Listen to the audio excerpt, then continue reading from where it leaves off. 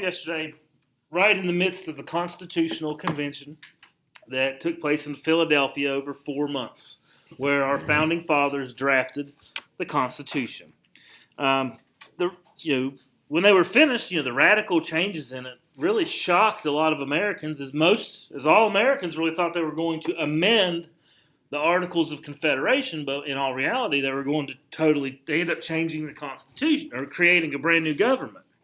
So they get it created in secret, and right off the bat, we have a significant amount of controversy because the way in which it has to be approved or ratification, that starts off a disagreement, and really two sides emerge when it comes to the issue of whether to support the Constitution's ratification or to not support the Constitution's ratification.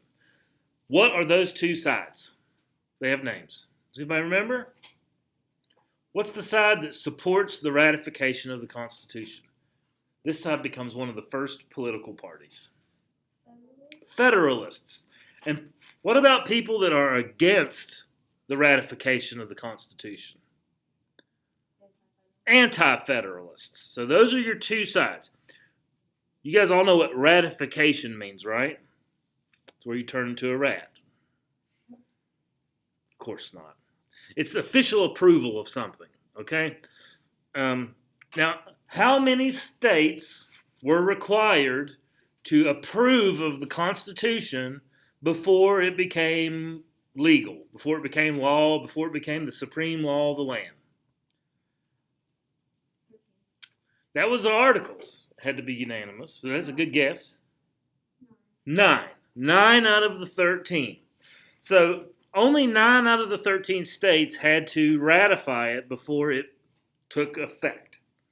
Supporters of the Constitution called themselves Federalists because they favored the new Constitution's balance of power between the state and federal government. That's what federalism is, the division of power between state and federal government.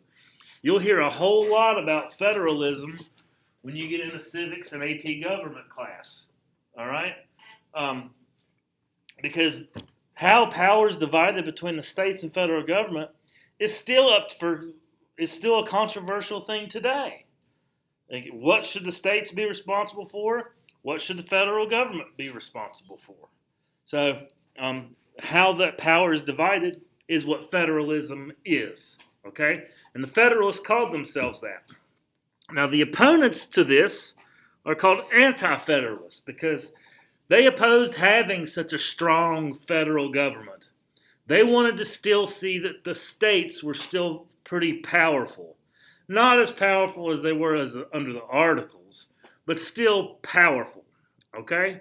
And so therefore the anti-federalists were against the Constitution being ratified because they were fearful of a strong, unitary, central authority that would trample on people's rights.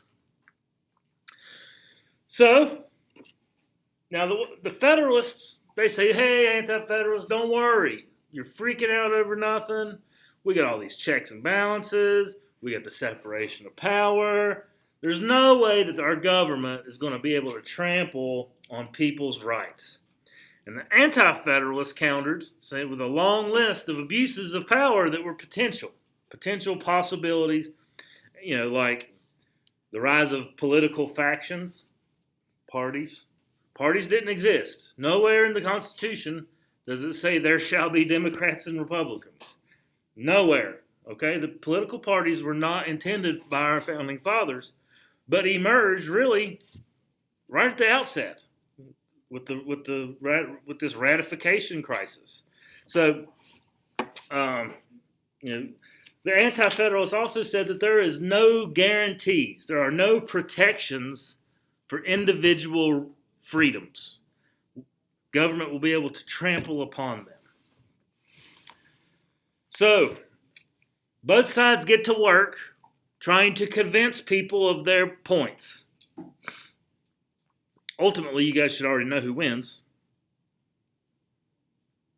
Do we have a constitution? Yeah. But like everything else, when two sides emerge and you give up something to get something, what do we have? Compromise. And so that's also what happens here. Now, the leading Federalists include framers of the Constitution like George Washington, James Madison, and probably the most eloquent and staunch Federalist, this guy here. Okay, John Jay is right here. He is also a Federalist. Excellent. That's James Madison. Who's this guy on the right? He looks like $10. Alexander Hamilton. They received, and they did have a lot of support, and they received heavy support from urban areas where merchants, skilled workers, and laborers saw benefit to a national government that was capable of regulating trade. So they were popular in more northern states that have urban areas and merchant areas.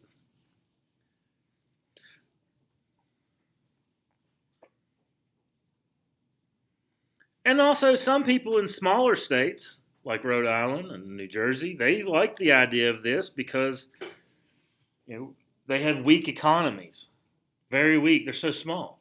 And those weak economies could be protected by a strong central government. Now, anti-federalists, I don't have a cool picture for the anti-federalists, but that would include people like Patrick Henry, Samuel Adams, Richard Henry Lee. He's the guy that proposed the amendment that we become free from Great Britain. Sam Adams, Patrick Henry, Richard Henry Lee. They got a lot of support, the anti-federalists, from rural areas where people were fearful of a strong central government. You guys remember Daniel Shays? What did he do? Shays Rebellion. Why did he rebel? Because they were being real hands-on. That's right. You got an announcement.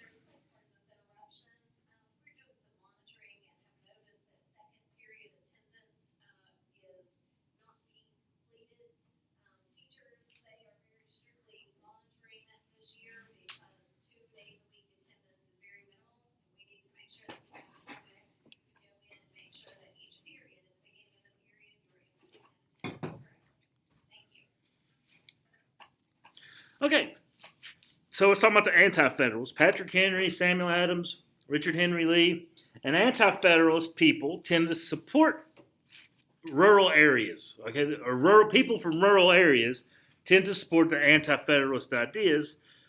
People like Daniel Shays, when he had his rebellion, he rebelled because they were being a very heavy tax burden was being put upon them. And these people from rural areas were fearful of that heavy tax burden being put on them by a strong central authority. So large states like New York and Virginia that had big, strong economies would have greater freedom because they would have greater amounts of money under this new system. So both sides, Federalists and Anti-Federalists, waged a war of words in the public. And the Federalist people published a book or a pamphlet called The Federalist. It's a pamphlet. And the pamphlet is really just a series of 85 essays. See, guys, even when you get out of school, essays are still important. And the Federalist was a set of 85 essays that defended the Constitution and wanted to see it ratified. Now, these three gentlemen here wrote all of them, with Alexander Hamilton writing most of them. He wrote like 55 of the 85. And they never used their real names. Most of the articles written in the Federalist are penned by a pseudonym named Publius.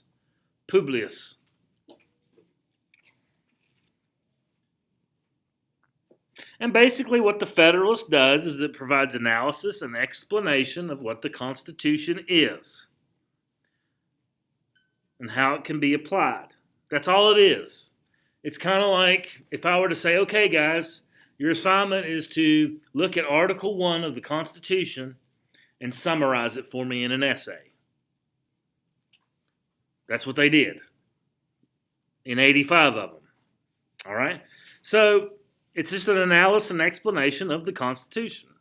And sometimes they would just focus on individual articles, like separation of powers, checks and balances, individual rights, limits of power.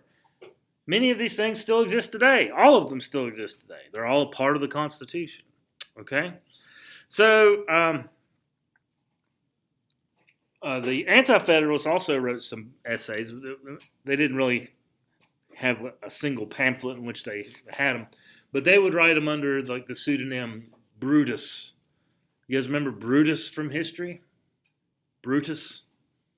Who's Brutus from history? Ancient history. He is. He was Julius Caesar's best friend, and he was one of the senators who instigated the murder of Julius Caesar in the Senate. But what does Brutus do literally? He kills him. And what was Julius Caesar's title? What kind of leadership was Julius Caesar? He was a what? He was kind of like a dictatorship. And Brutus does what to that dictatorship? Kills it.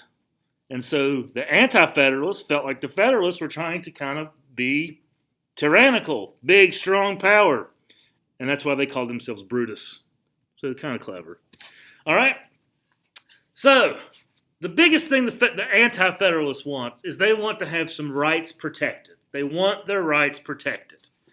And so the Constitution as it was contained no provision or guarantee that would protect people's rights.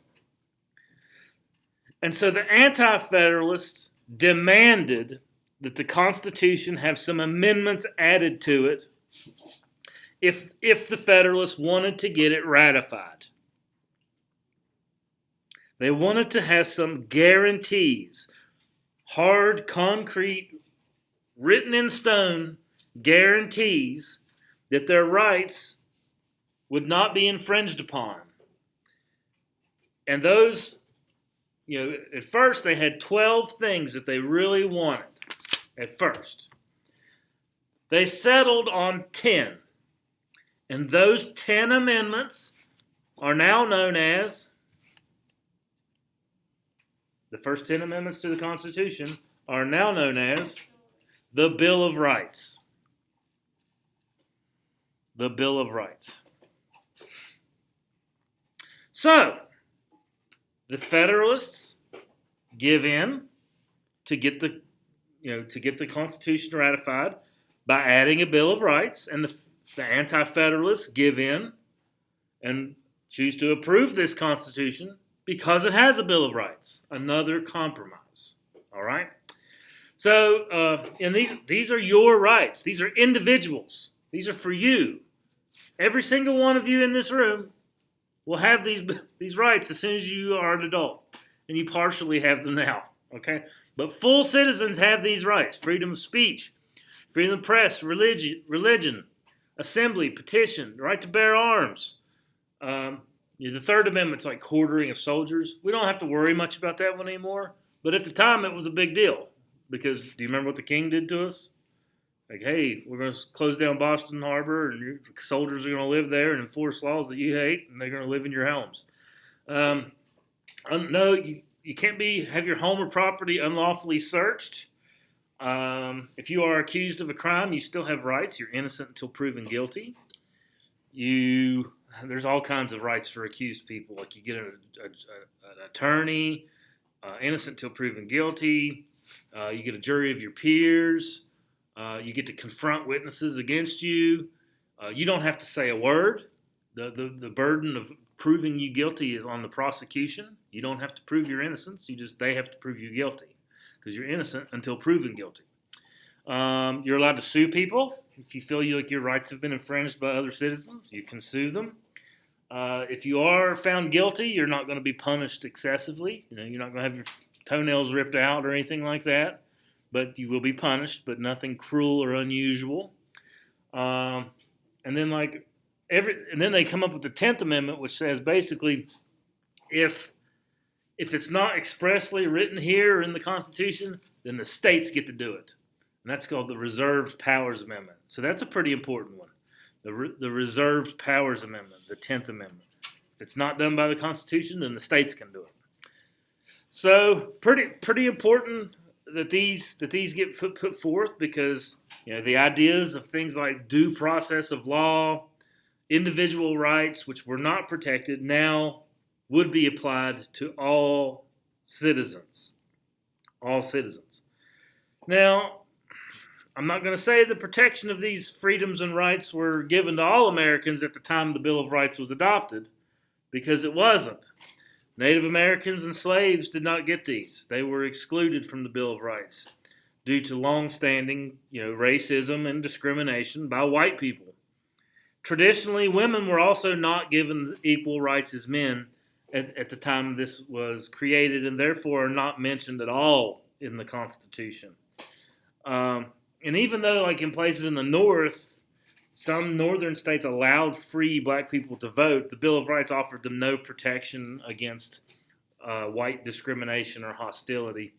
So, nevertheless, the United States Constitution is a flexible document. It can change. It is flexible. It's elastic. It's actually built that way. And there's actually a clause in there called the Elastic Clause, which allows the powers of government to stretch. It's Article 1, Section 8, Clause 18. Congress has the authority to make all laws necessary and proper. And that is allowed, and it's very vague, but it's intended to be that way. So, Constitution pretty successful? I would say yeah. Is our system perfect? By no means. It's far from it. But do you know that most governments in the world have modeled their government off of ours and our Constitution? And then, is it a very long document? It's like 4 pages long. It's like 4 pages. Our whole government, our whole system, the way we live is based on 4 pages. So, they're big pages, but it's still 4 pages. It's not a long document. And that's why our judicial system is so important, because the way it's interpreted can be interpreted in a lot of different ways. So, so now that the Bill of Rights is added, now we can start working on ratification. All right, so how many states are needed in order for this to take effect? 9. Who is the first? Who's considered to be the first state in the United States? Delaware is the first state. They jumped at the occasion. Small state, small, weak economy. Yeah, we want this. Bring it on. We want the protection. And they become the first state. And then other states follow suit pretty rapidly until the 9th state, New Hampshire, ratifies the Constitution in June of 1788. When New Hampshire ratifies, they fulfill the requirement for ratification, which approves the Constitution. However, 2 states still had not ratified. Virginia and New York. They had not ratified. Is that a problem? Why is that a problem? Okay, it would be like us trying to do something today, as a nation, and like California, New York, Florida, and Texas, they're not on board with it. That would be like half our population. Okay? Same here. These were the 2 largest states. And they had the majority of the population of the entire United States. And they hadn't ratified it yet. So, as this was a struggle, all right? And so this is where when the Bill of Rights gets added, that's what brings Virginia and New York into it, okay? Now, what does this political cartoon mean? This is actually a political cartoon that was published in a newspaper in June of 1788 after the ninth after New Hampshire ratified. Anybody want to take it? If you can read it. Yeah, you can read that.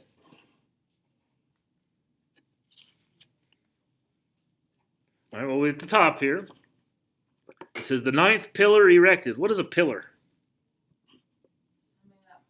Yeah, it's like a foundational. It holds. It's structural. Okay, so we got the ninth one. So that's all we need to have our structure. And we have a quote here that's taken from Article 7 of the Constitution. It's the ratification clause. The ratification of the conventions of the 9 states shall be sufficient for the establishment of this Constitution between the states to ratifying the same. All right, they put F's for S's in the 1700s sometimes. You have a Latin quote. I'm not entirely sure what that means. All right, but then it says, if it is not up, it will rise. The attraction must be irresistible. So what is it? What do you see here? So Virginia is Virginia all the way up yet? No, yeah. What's this? Kind of looks like a cloud, but do you guys know what that is? It's a hand. Whose hand would that be? Doesn't you see like beams of light coming out of it? It's the hand of God. God is making this happen because it is meant to be. It is our divine. Our country is intended to exist because God wills it to exist, and God is making these things happen. Okay, so now New York. Where's New York at though? On the ground. God's helping Virginia along because Virginia is a little bit closer than New York. But do you see the attraction here that is pulling on New York? It was believed that if Virginia would go, New York would go. And that's kind of how it happened. All right? So 9th was New Hampshire, 10th Virginia, 11th New York. Then we got 2 left. 12th, North Carolina. And then the dead last one wasn't even going to ratify at all. But then they were literally bullied into ratifying. You guys know who the very independent-minded state that didn't even show up to the convention? Rhode Island. They were bullied into it. They're like, Rhode Island, you're so tiny and small, we're going to cut you out of the economy if you don't ratify this. And so they did. They became the 13th state, making it unanimous. Took a long time. George Washington was already president had already been chosen and elected president when Rhode Island joined. But they did join. Okay? All right. Questions? All right. I went over yesterday everything in Schoology, so you guys all know what to do for the rest of the week. There's nothing on Schoology for the AP board. We'll do that next week. Okay, I just wanted to get that on there. So if you guys have questions or you need help with anything, just give me a yell.